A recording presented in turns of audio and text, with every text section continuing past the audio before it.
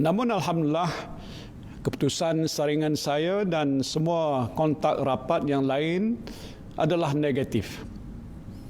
Saya fikir antara sebabnya ialah penjarakan sosial yang senantiasa diamalkan dalam semua mesyuarat dan pertemuan yang saya hadir.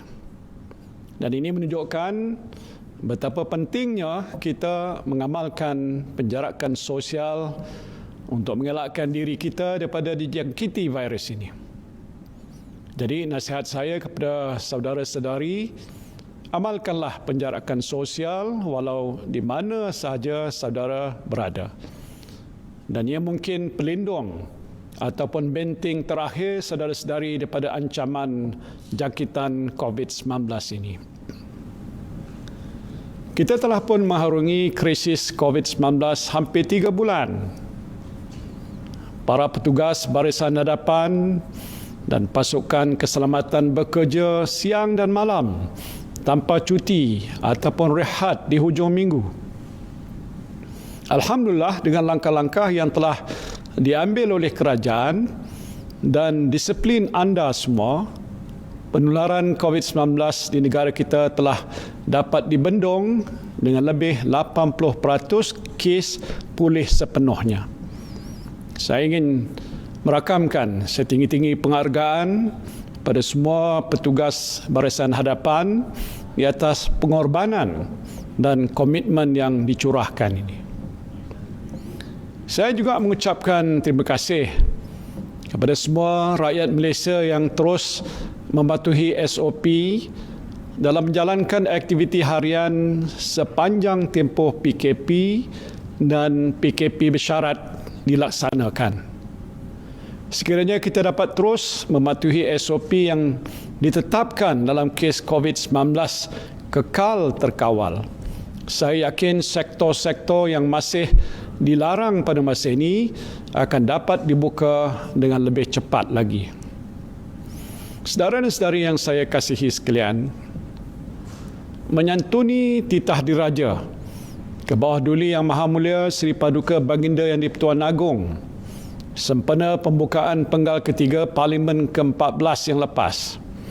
Baginda telah bertitah agar jemaah menteri melaksanakan segala amanah dengan jujur dan penuh tanggungjawab serta jangan sekali-kali mengabaikan kesejahteraan rakyat jelata.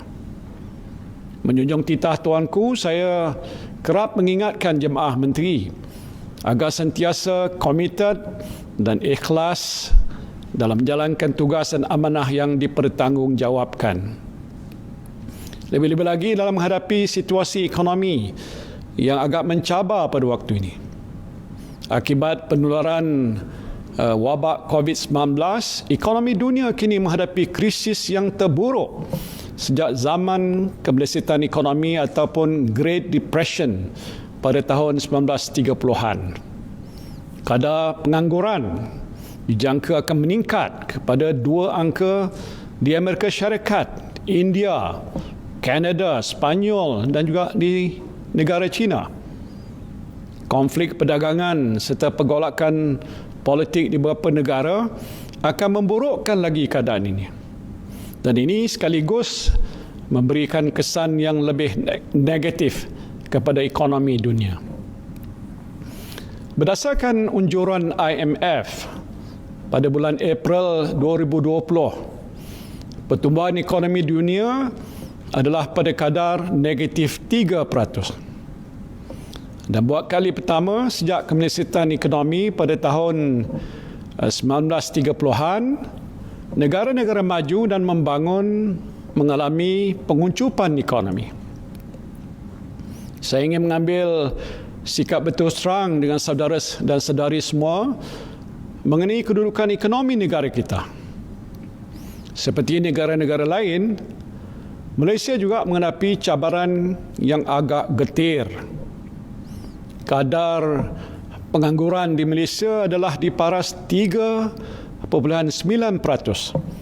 atau sekitar 610,000 orang pada bulan Mac 2020. Dan mengikut unjuran Jabatan Perangkaan Malaysia, pada 14 Mei 2020, kadar pengangguran dijangka akan meningkat kepada 5.5% atau lebih 860,000 orang penganggur untuk keseluruhan tahun 2020 ini. Dengan memikirkan situasi yang mencabar ini, ekonomi Malaysia dijangka menguncup pada suku kedua tahun ini berikutan usaha pembendungan penularan wabak COVID-19 yang masih dijalankan di peringkat global dan juga dalam negara. Dan untuk menangani situasi semasa ekonomi dan meringankan beban yang ditanggung oleh rakyat, kerajaan telah memperkenalkan pakej-pakej rancangan ekonomi, termasuk pakej prihatin dan prihatin PKS tambahan yang kesemuanya berjumlah 260 bilion ringgit. Dan susulan itu juga pada 4 Mei yang lepas, kerajaan telah pun membenarkan pembukaan beberapa sektor bagi menjamin kelangsungan ekonomi negara.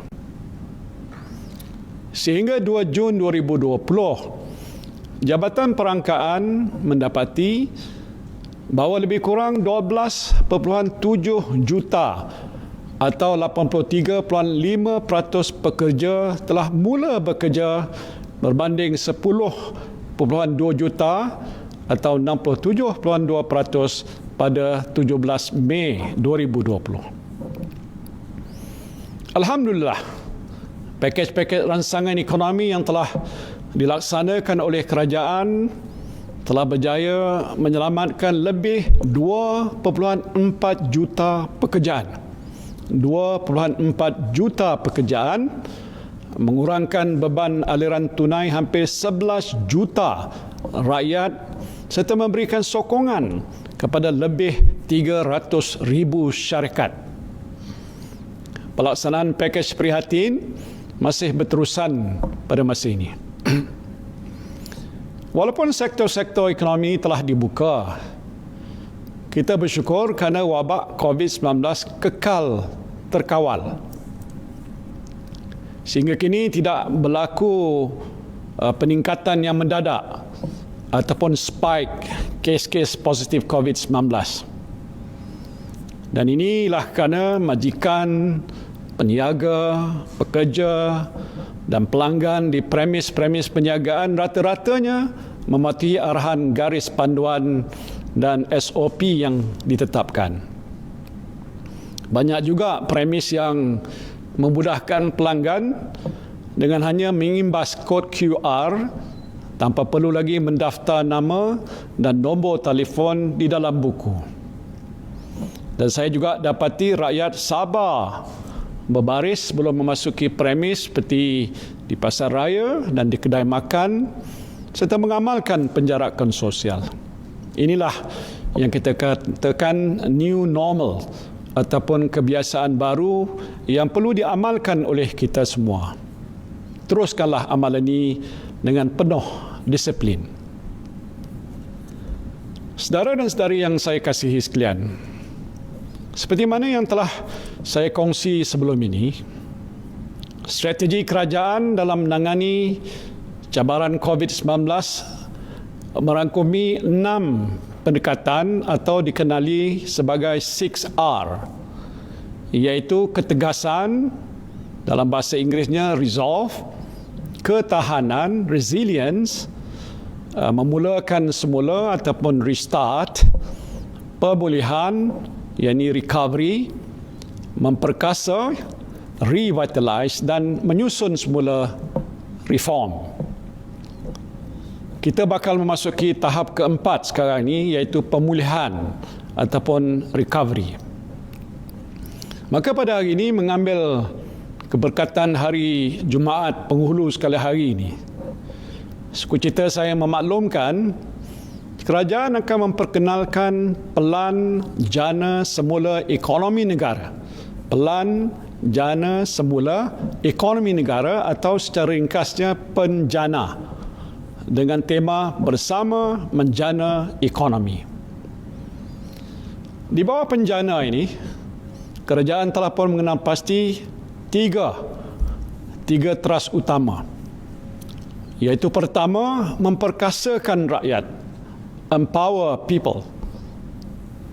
Keduanya ialah melonjakkan perniagaan, propel businesses. Dan ketiga, merangsang ekonomi, yakni stimulate the economy. Secara keseluruhannya, terdapat 40 inisiatif bernilai 35 bilion ringgit. 35 bilion ringgit di bawah penjana ini. Daripada jumlah ini, sebanyak 10 bilion merupakan suntikan fiskal langsung daripada kerajaan. Saudara dan saudari yang saya kasihi sekalian, saya tahu ramai dalam kalangan saudara-saudari yang bimbang akan risiko kehilangan pekerjaan dan juga punca pendapatan berikutan banyak sektor dan aktiviti ekonomi terjejas dalam tempoh PKP ini. Saya faham ekonomi akan mengambil masa untuk pulih dan terdapat golongan masyarakat yang masih memerlukan bantuan sepanjang tempoh pemulihan ekonomi ini. Untuk menangani cabaran kadar pengangguran yang meningkat dan memastikan pengekalan pekerjaan, kerajaan akan memperuntukkan hampir 9 bilion ringgit. 9 bilion ringgit yang akan memanfaatkan seramai 3 juta tenaga pekerja melalui beberapa inisiatif. Pertama, perluasan program subsidi upah yang bernilai 5 bilion ringgit. Sejak diperkenalkan dalam pakej Perhatin dan Prihatin PKS tambahan, program subsidi upah ini telah disambut baik oleh pekerja dan majikan. Program selama 3 bulan ini telah berjaya menyelamatkan lebih 2.2 juta pekerjaan. 2.2 juta pekerjaan dapat kita selamatkan. Dan bagi membantu syarikat dalam tempoh peralihan pembukaan semula ekonomi, kerajaan akan melanjutkan subsidi upah ini selama 3 bulan lagi. Memandangkan ekonomi telah pun dibuka secara berperingkat, subsidi upah ini ditetapkan pada kadar RM600 sebulan untuk setiap pekerja sehingga maksima 200 pekerja bagi setiap syarikat. Bagi pekerja sektor pelancongan dan sektor-sektor yang tersenarai dalam aktiviti ekonomi yang dilarang sepanjang tempoh PKPB serta telah diarahkan mengambil cuti tanpa gaji, majikan boleh memohon subsidi upah dengan syarat pekerja tersebut menerima bayaran subsidi secara langsung. Kedua, program insentif pengambilan pekerja berjumlah 1.5 bilion ringgit.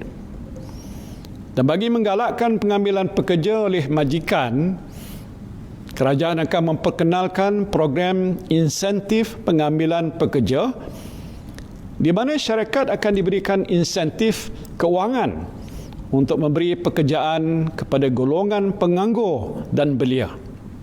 Dan dianggarkan 300,000 pencari kerja akan mendapat manfaat melalui 2 insentif, iaitu pertama, insentif bagi menggaji penganggur berumur di bawah 40 tahun sebanyak RM800 sebulan bagi setiap pekerja, dan kedua, insentif bagi menggaji penganggur berumur 40 tahun dan ke atas dan golongan OKU sebanyak RM1,000 sebulan.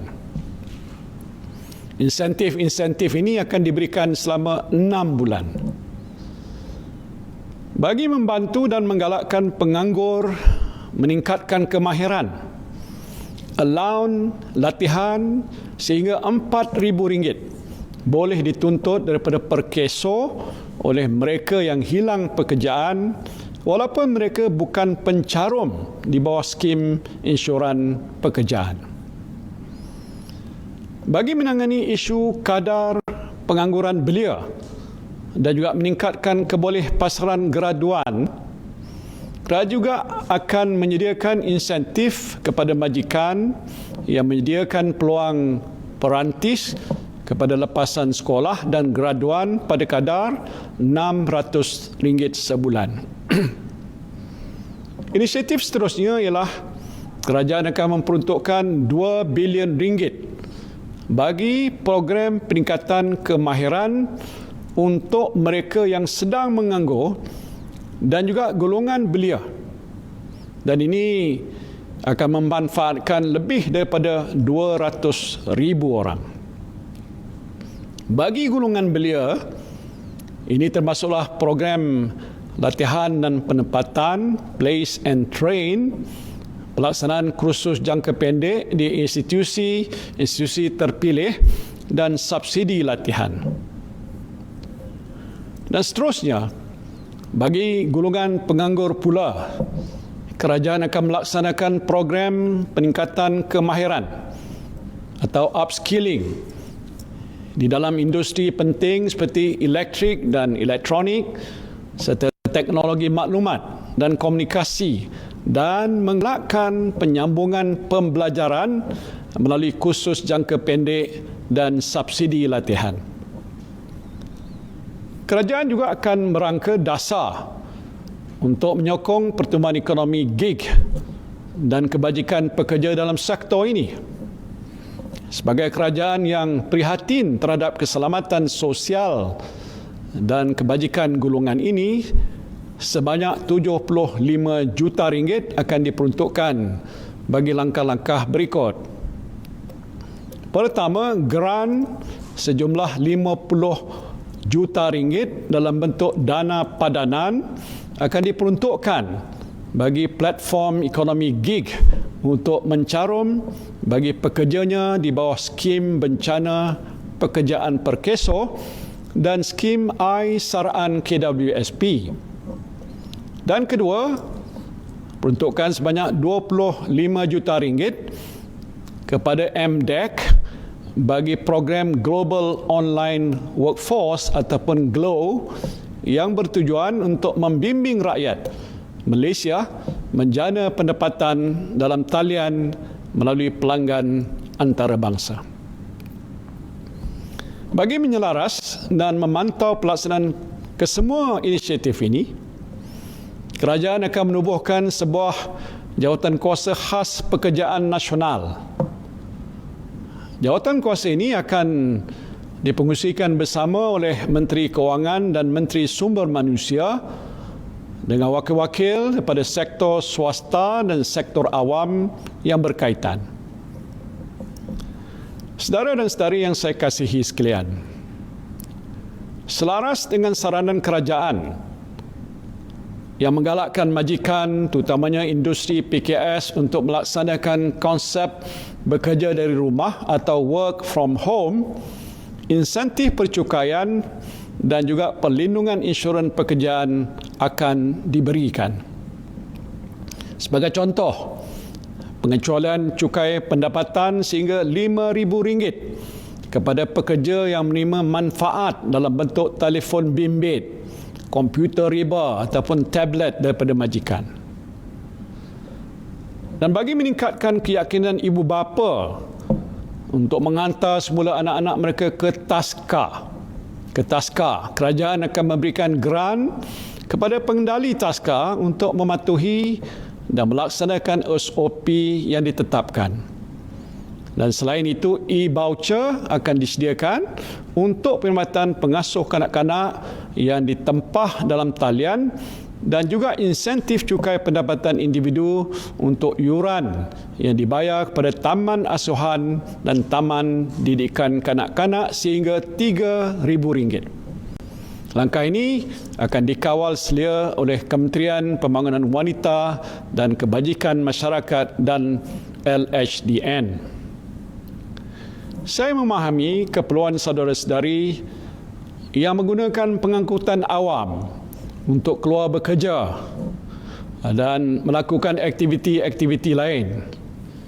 Dan bagi meringankan beban kos pengangkutan, kerajaan akan memperkenalkan program My30 di mana pengguna hanya perlu membayar RM30 sahaja sebulan, iaitu RM1 sehari, untuk menikmati pas perjalanan tanpa had bagi pengangkutan awam di bawah selian Pasarana di Lembah Kelang. Dan inisiatif ini juga terbuka pada semua warga negara dan akan berkuat kuasa mulai 15 Jun hingga hujung 2020. Saya ingin mengingatkan saudara-saudari supaya mematuhi SOP dan mengamalkan penjarakan sosial ketika menggunakan pengangkutan awam. Kerajaan juga sentiasa mengambil berat akan kebajikan dan kesejahteraan kumpulan SASA seperti OKU dan juga Ibu Tunggal. Sehubungan itu, lebih 300,000 OKU dan Ibu Tunggal yang tersenarai di bawah Jabatan Kebajikan Masyarakat layak menerima bantuan one-off sebanyak RM300 bagi mengurangkan beban mereka. Bayaran ini insya-Allah akan disalurkan sebelum Hari Raya Aidul Adha. Kerajaan juga akan memperuntukkan grant kepada pertubuhan bukan kerajaan yang berkaitan. Saya juga ingin mengambil kesempatan ini untuk mengumumkan inisiatif GLC Penjana Community. Tujuan program ini ialah untuk menggalakkan GLC mengangkat sesebuah komuniti dan menjalankan usaha bagi membangunkan keupayaan sosioekonomi komuniti tersebut. Selain itu, kemudahan skim Peka B40 akan diperkasakan dengan penambahan peruntukan sebanyak RM50 juta bagi membiayai saringan kesihatan dan kemudahan peralatan perubatan. Dengan norma baru adalah penting untuk kita memastikan kelangsungan kehidupan harian, terutamanya dalam aspek pekerjaan dan juga pendidikan untuk anak-anak kita. Justru kerajaan dengan kerjasama syarikat telekomunikasi akan menyediakan perkhidmatan internet dengan kapasiti 1 GB secara percuma untuk semua pengguna dari jam 8 pagi hingga 6 petang setiap hari untuk melalui laman web berkaitan pendidikan dan aplikasi persidangan video. Perkhidmatan internet percuma ini akan disediakan sehingga 31 Disember 2020. Selain itu, semua pengguna akan dapat mengakses secara percuma tanpa had laman web kerajaan serta aplikasi COVID-19 kerajaan, khususnya My Sejahtera. Sepanjang tempoh PKP, semua jenis perniagaan menghadapi pelbagai cabaran. Penutupan ekonomi selama 2 bulan telah menyebabkan perniagaan menghadapi masalah aliran tunai, termasuk untuk membayar gaji pekerja dan sewa premis. Dan setelah ekonomi dibuka semula, kerajaan juga telah menerima maklum balas daripada sektor perniagaan mengenai pengurangan permintaan daripada pelanggan serta ketidakupayaan peniaga untuk menggunakan teknologi digital bagi menjana jualan atas talian.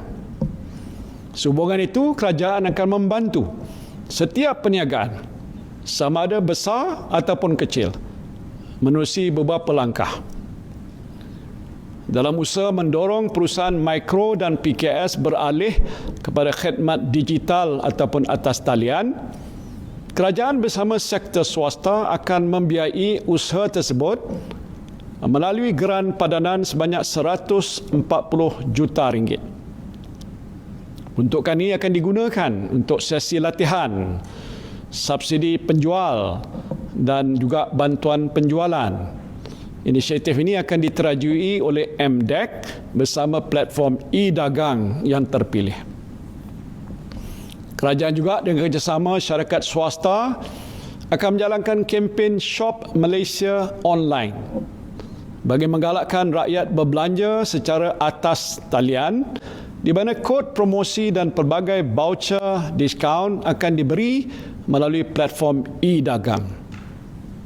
Dan sebagai permulaan, kerajaan akan memperuntukkan sebanyak 70 juta ringgit yang akan dipadankan dengan jumlah yang sama oleh platform e-dagang.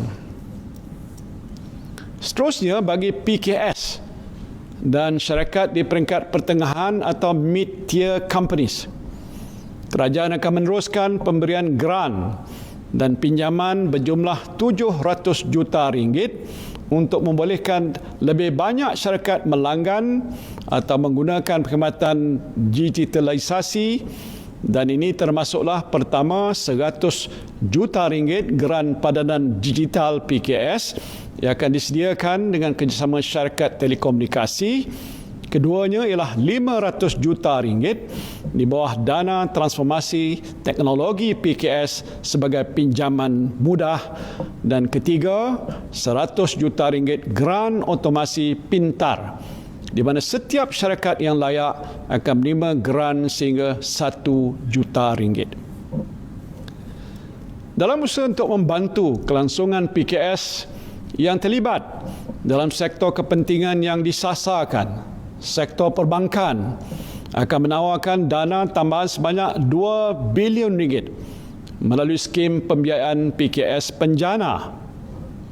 Pembiayaan ini boleh dipohon mulai pertengahan Jun 2020 dengan had sehingga RM500,000 bagi setiap PKS. Dan untuk membantu sektor pelancongan, skim pembiayaan pelancongan Penjana bernilai 1 bilion ringgit akan ditawarkan untuk membiayai inisiatif transformasi oleh PKS dalam sektor pelancongan agar terus berdaya saing dalam era kebiasaan baru. Perincian dana ini akan diumumkan oleh Bank Negara Malaysia pada bulan Julai 2020. Dan untuk perusahaan mikro pula, kerajaan akan mewujudkan pembiayaan mikro Penjana dengan kerjasama Bank Simpanan Nasional dan Tekun Nasional bagi pembiayaan sebanyak 400 juta ringgit, di mana 50 juta akan dikhususkan kepada usahawan wanita.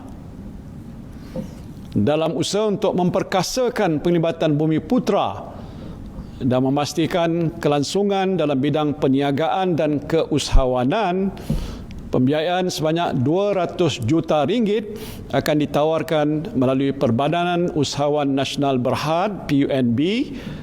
Selain itu, 300 juta ringgit akan disalurkan kepada MARA, di mana usahawan Bumiputera termasuklah institut kemahiran yang terjejas boleh mendapatkan pembiayaan untuk modal kerja. Di samping itu, untuk membantu aliran tunai PKS, mulai awal Julai, SME Bank melalui skim SME Go akan menyediakan pembiayaan kepada 16,000 kontraktor grade G2 dan G3 yang berkelayakan dan telah mendapat projek di bawah Prihatin.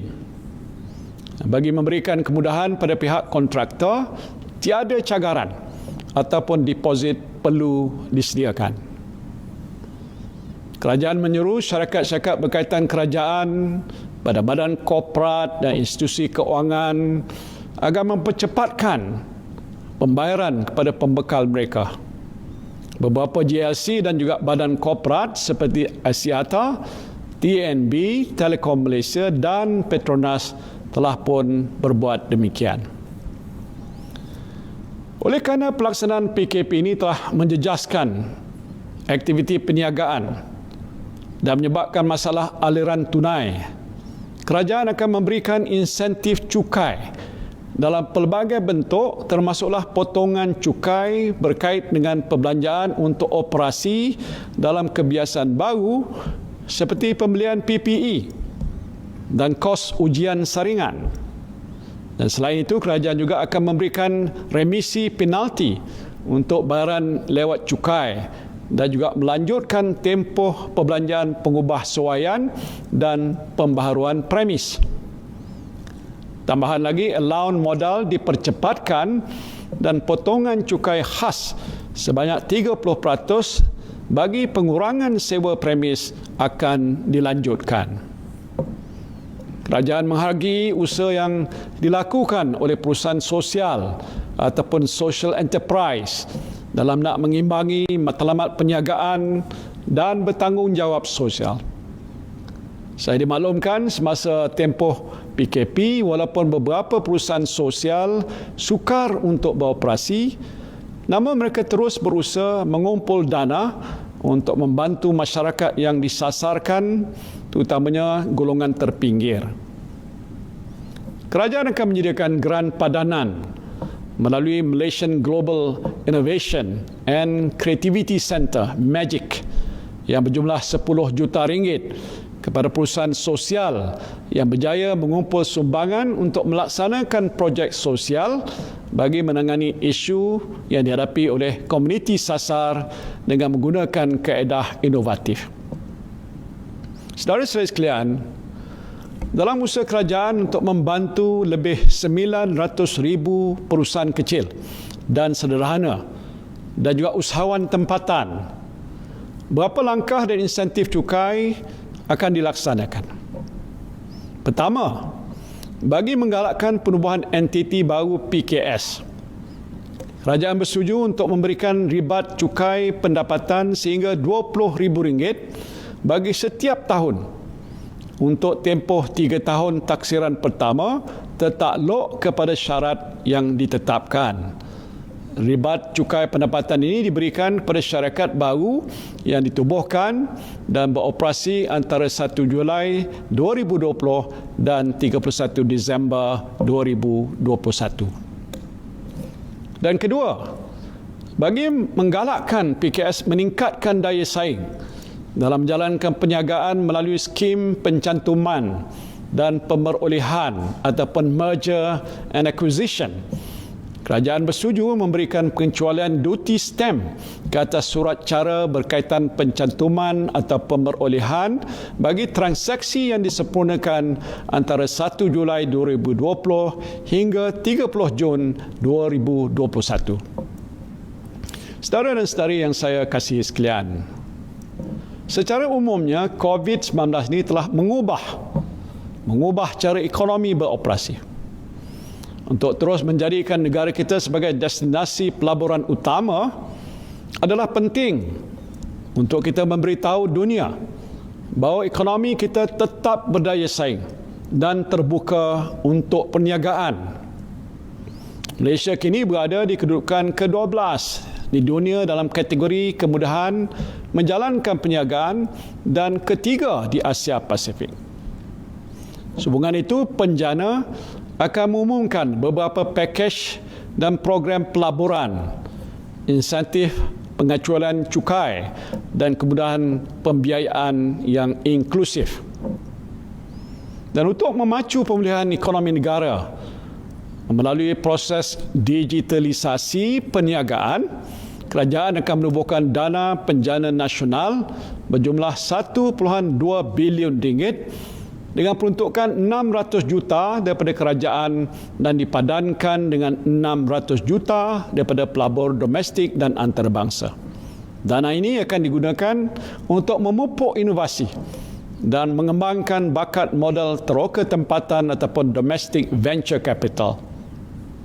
Antara pelabur antarabangsa yang berminat untuk turut serta ialah SK Group, Hanwha Asset Management, KB Investment Company Limited, Provident Growth, 500 Startups dan The Hive.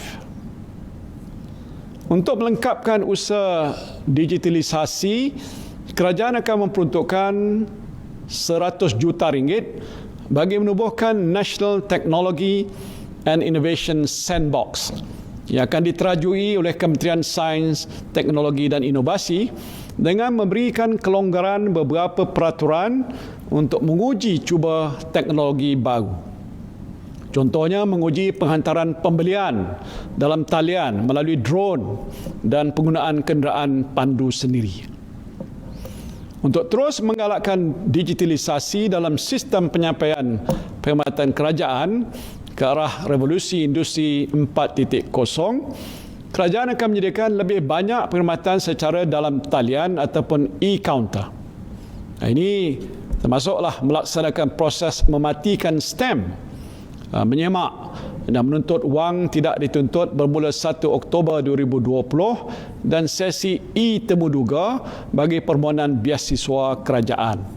Sehubungan itu, saya menyeru lebih banyak agensi dan kementerian untuk merancangkan usaha digitalisasi ataupun usaha otomasi ini. Untuk menggalakkan rakyat supaya menyokong produk dan perkhidmatan tempatan, kerajaan juga akan meneruskan kempen Buy Malaysia. Antara inisiatif yang akan dilaksanakan termasuklah menggalakkan rangkaian pasar raya besar untuk membuat penandaan produk tempatan dan juga menubuhkan saluran produk Malaysia yang berdedikasi di platform e-dagang.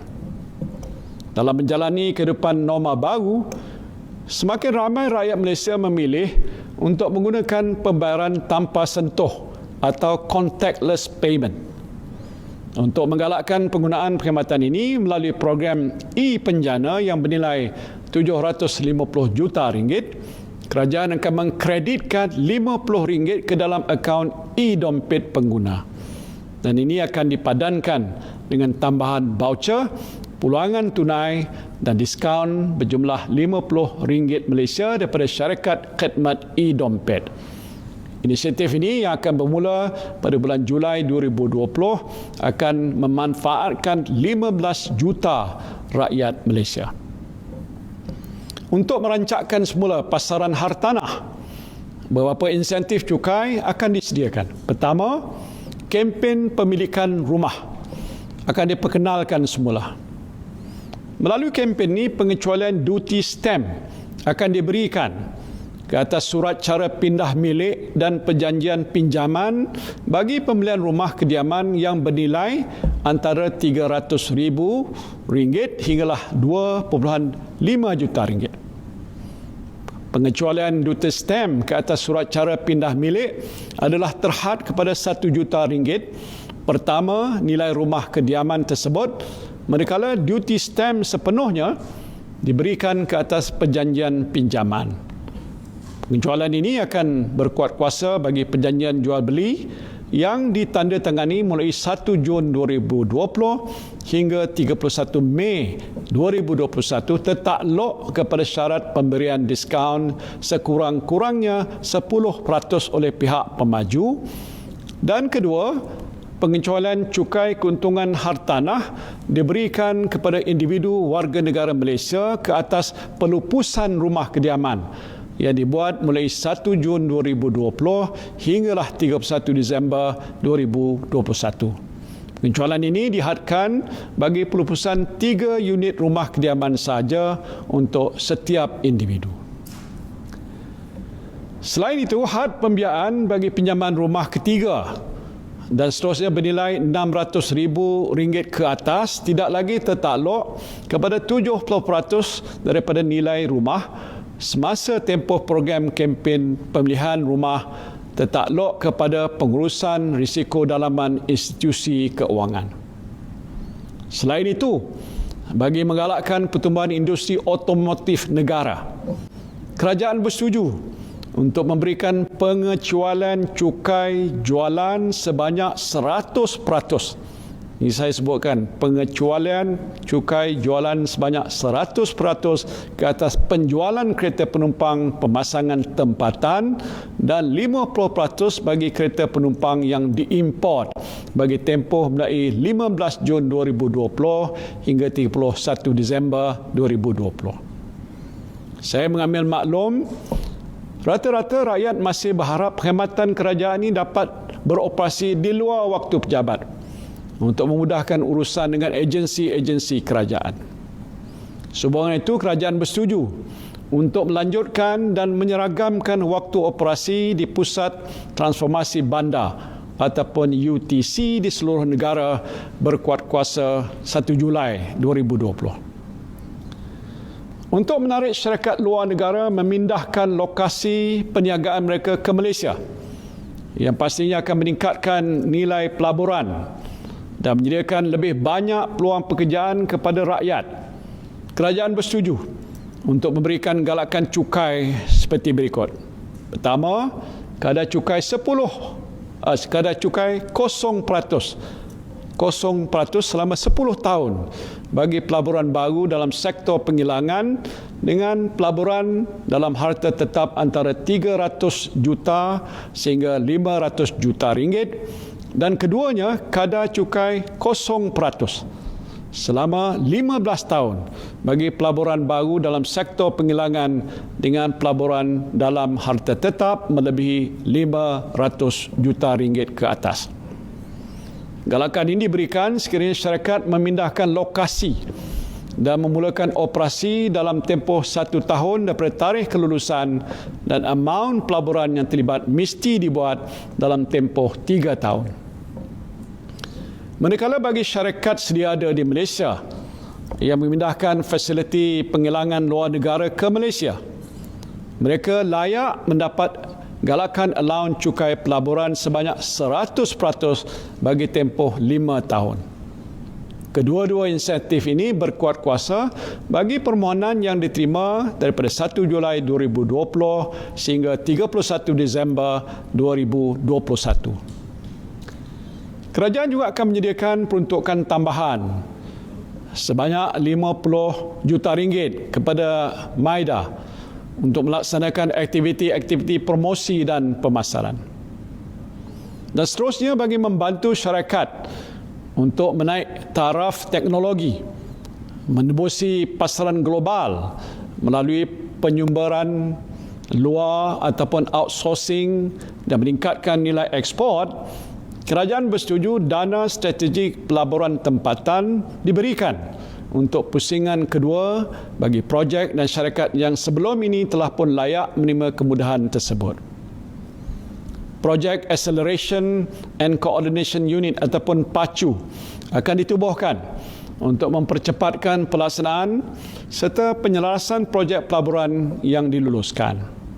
Selain itu, kelulusan lesen pembuatan juga akan dipercepatkan dalam masa 2 hari bekerja untuk industri yang tidak sensitif. Sektor pelancongan adalah antara sektor yang teruk terjejas akibat wabak COVID-19 ini. Untuk mengaktifkan semula kegiatan industri pelancongan, beberapa langkah cukai akan dilaksanakan. Pertama, penjagaan di bawah industri pelancongan seperti agensi pelancongan, pengusaha hotel, syarikat penerbangan yang telah diberikan penangguhan bayaran ansuran ke atas anggaran cukai yang kena dibayar bagi tempoh 1 April 2020 hingga 30 September 2020 akan dilanjutkan tempoh penangguhan selama 3 bulan lagi mulai 1 Oktober 2020 sehingga 31 Disember 2020. Kedua, mengecualikan cukai pelancongan sepenuhnya bagi tempoh mulai 1 Julai 2020 hingga 30 Jun 2021. Dan ketiga, pengecualian cukai perkhidmatan ke atas perkhidmatan penginapan yang disediakan oleh pengendali premis penginapan dilanjutkan mulai 1 September 2020 hingga 30 Jun 2021. Dan keempat, pelepasan cukai pendapatan individu sehingga RM1,000 yang telah diberikan ke atas perbelanjaan melancong dalam negara dilanjutkan hingga 31 Disember 2021. Bercakap mengenai industri kreatif, industri hiburan dan acara, saya juga mendengar keluhan daripada karyawan, pengarah filem, kru produksi dan pengurus acara. Sehubungan itu, beberapa program dan kemudahan keuangan untuk menjana semula industri kreatif negara yang berjumlah sebanyak 225 juta akan dilaksanakan melalui kerjasama antara My Creative Ventures, MDEC dan pihak swasta. Bagi industri pertanian dan makanan, Kemudahan pinjaman dana agrofood sebanyak 350 juta ringgit akan diperuntukkan untuk memastikan kelangsungan pengusaha pertanian dan komoditi dalam sektor ini. Selain itu, kerajaan juga akan memperkasakan peningkatan mobiliti tenaga kerja pertanian melalui insentif yang diberikan pada syarikat perintis untuk melatih dan mengajar tenaga kerja untuk menceburi bidang pertanian dan perladangan. Selain itu, pengusaha pertanian bandar juga akan diberi bantuan bernilai RM500 seorang dan RM50,000 untuk setiap komuniti. Bagi mendorong sektor komoditi, kerajaan bersetuju untuk memberikan pengecualian 100% duty ekspor ke atas minyak sawit mentah, minyak isi rong sawit mentah dan minyak isi rong sawit yang diproses mulai 1 Julai 2020 hingga 31 Disember 2020. Sebagai komitmen kerajaan untuk mengurangkan impak perundangan COVID-19, kerajaan bersetuju untuk menggubal rang undang-undang COVID-19. Langkah sementara. Rang undang-undang ini merupakan pelepasan sementara ataupun temporary relief daripada tanggungjawab perjanjian bagi suatu tempoh yang ditetapkan. Kerajaan juga berharap dengan adanya akta baru ini, kelangsungan hidup rakyat Malaysia umumnya dapat diteruskan. InsyaAllah, kerajaan akan membentangkan RUU ini pada sesi Parlimen bulan Julai nanti. Saudara-saudari yang saya hormati sekalian, saya ingin memberikan beberapa contoh mudah bagaimana penjana dapat memberikan manfaat kepada anda sekalian. Misalnya Kak Radiah. Kak Radiah, pengusaha taska di bawah pakej Prihatin, telah mendapat manfaat daripada subsidi upah dan sebagai seorang usahawan mikro telah menerima grant khas Prihatin sebanyak RM3,000. Di bawah penjana ini pula, Kak Radiah sekarang dapat menikmati pelanjutan subsidi upah untuk 3 bulan lagi. Dan di samping itu, dengan pembukaan semula taska selepas PKP, Kak Radiah juga sekarang layak untuk menerima bantuan taska sebanyak RM5,000 dan juga insentif kursus asuhan sebanyak RM900 bagi setiap pekerjanya. Satu lagi contoh ialah Datuk Lim. Di bawah Prihatin, Datuk Lim mendapat manfaat daripada moratorium pinjaman bank yang membantu kelangsungan aliran tunai perniagaannya. Dan selain itu, perniagaan Datuk Lim di bawah Prihatin juga dikecualikan levy HRDF. Dan ekoran pengecualian cukai untuk pembelian rumah dan kereta di bawah penjana, Datuk Lim sekarang berminat untuk membeli pangsa puri dan kereta untuk anak diwasanya. Di samping itu, bagi menyokong mengurus perniagaannya dari rumah, Datuk Lim menikmati internet percuma bagi membuat persidangan video dan dapat pengecualian cukai pendapatan untuk pembelian laptop barunya. Jadi saudara dan saudari yang saya kasihi sekalian, sejak penurunan wabak COVID-19, kerajaan telah menerima sumbangan dalam bentuk wang tunai dan peralatan perubatan melalui tabung derma yang diuruskan oleh Agensi Pengurusan Bencana Negara NADMA dan Kementerian Kesihatan Malaysia. Sehingga kini, kerajaan terus menerima permintaan daripada rakyat dan perniagaan yang ingin menyumbang kepada usaha untuk membina semula ekonomi negara. Sumbangan ini, kerajaan akan menerbitkan sukuk Prihatin bernilai RM500 juta bagi memenuhi permintaan tersebut yang akan dilaksanakan pada suku ketiga tahun ini.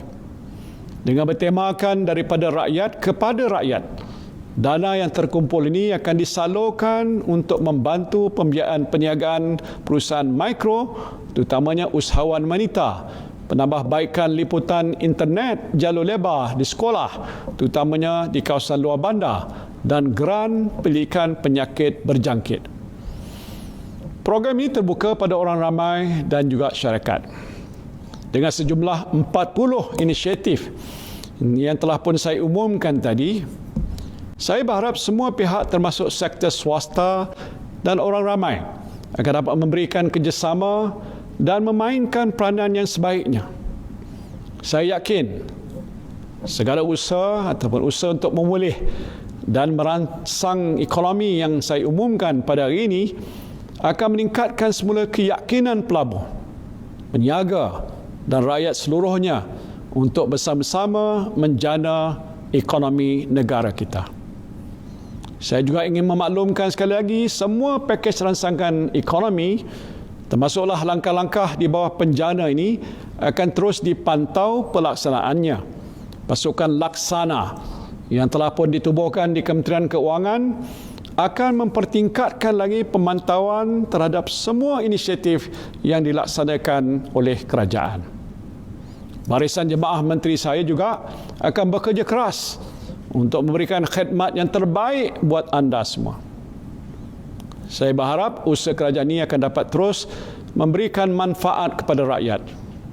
Contohnya seperti Encik Sugu dan Puan Pavitra yang viral di media sosial bulan lepas.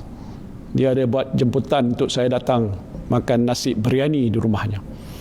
Mudah-mudahan mereka ini akan dapat meningkatkan kemahiran dan membuka kedai makan pada satu hari nanti. Bolehlah kita merasa ayam baruval mereka ini. Akhir kata, saya berdoa akan dapat dikawal sebaik-baiknya keadaan. Sesuatu yang tidak pernah kita jangkakan akan berlaku. Namun itulah kuasa dan perancangan Allah.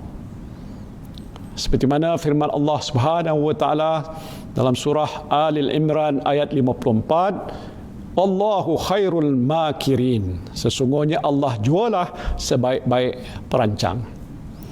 Buat seluruh rakyat Malaysia, marilah bersama-sama saya dan barisan Jemaah Menteri untuk memastikan negara kita akan terus maju dan gemilang. Terima kasih saya ucapkan. Wabillahi taufiq wal hidayah. Wassalamualaikum warahmatullahi wabarakatuh.